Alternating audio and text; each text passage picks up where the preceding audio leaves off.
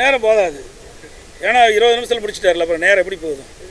நான் இப்போ இத்தனையும் 2021 சட்டமன்ற பொதுத் தேர்தலின் போது திராவிட முன்னேற்ற கழகம் அறிவிக்கப்பட்ட அறிவிப்பின்படி தான் நான் இதை பேசிக்கிட்டு இருக்கிறேன். இந்த ஆட்சி அமைந்த பிறகு என்ன திட்டங்களை கொண்டாந்துருக்கிறாங்க? இந்த ஆட்சிக்கு வருவதற்கு முன்பு நான் ஏற்கனவே குறிப்பிட்டது போல அனைத்து இந்திய அண்ணா திராவிட முன்னேற்ற கழகம் ஆட்சிக்கின்ற பொழுது மக்களை கடனாளி ஆக்கி விட்டார்கள் என்று குறிப்பிட்டார்கள். முதலமைச்சர் குறிப்பிட்டாங்க, அமைச்சர்லாம் குறிப்பிட்டாங்க. இன்றைக்கு ஆட்சிக்கு வந்த பிறகு இந்த 33 மாத காலத்தில் 2,47,000 கோடி கடன் வாங்கியிருக்கிறாங்க. 2,47,000 கோடி கடன் வாங்கியிருக்கிறாங்க. என்ன புதிய திட்டத்தை கொண்டு வந்தார்கள்? உங்களுக்கு அத்தனை பேருக்கும் பத்திரிகை உடன்படல அத்தனை பேருக்கு தெரியும். என்ன புதிய திட்டத்தை கொண்டு வந்து அதனால் மக்கள் என்ன நன்மை பெற்றிருக்கிறாங்க?